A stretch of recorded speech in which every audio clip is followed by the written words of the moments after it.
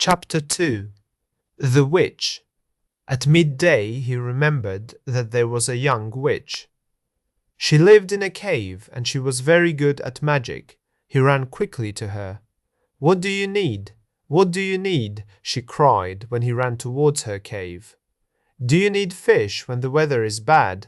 I have a special instrument. You play it and all the fish swim into the bay. But it has a price, pretty boy. It has a price. What do you need? What do you need? A storm to destroy the ships? Do you want the gold on the ships?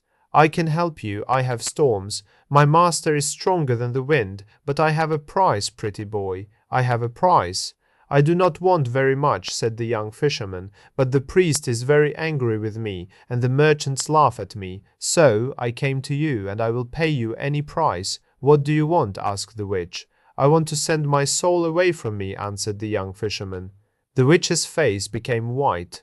Pretty boy, she said, "that is a terrible thing to do." He laughed and answered her, "My soul is not important to me. I cannot see it. I cannot touch it. I do not know it."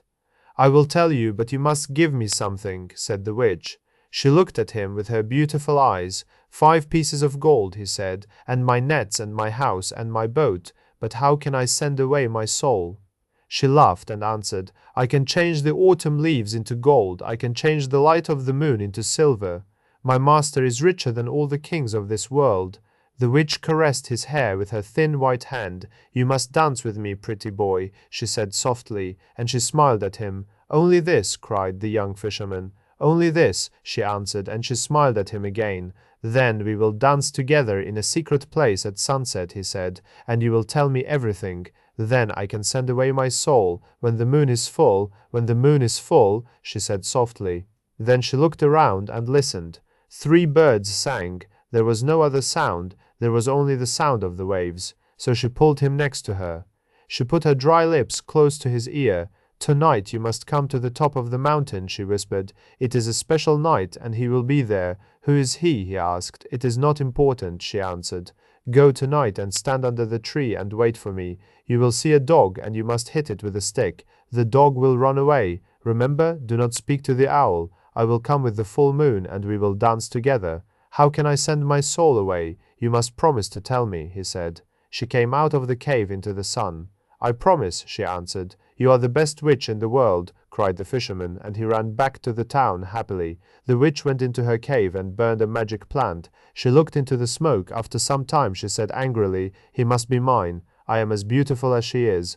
That evening, when the moon appeared, the fisherman went to the top of the mountain. He stood under the tree. A big owl with yellow eyes called his name. He did not answer. A black dog ran towards him. He hit it with a stick, and it ran away. At midnight the witches were in the sky. They were like bats. They cried when they came to the ground. "There is someone here, and we do not know him." Finally, the young witch with red hair appeared. She wore a gold dress with peacock's eyes on it, and her little hat was green. "Where is he? Where is he?" asked the witches when they saw her. She laughed and ran to the fisherman. She took him by the hand, and then they danced in the moonlight. They danced round and round. Then they heard the sound of a galloping horse, but they did not see a horse. "Faster, faster," she cried, and then the fisherman was afraid. Something very bad was there, and he was afraid of it. There was a man near a rock. He wore elegant Spanish clothes. This man watched the fisherman constantly. The witch laughed, and he danced with her round and round.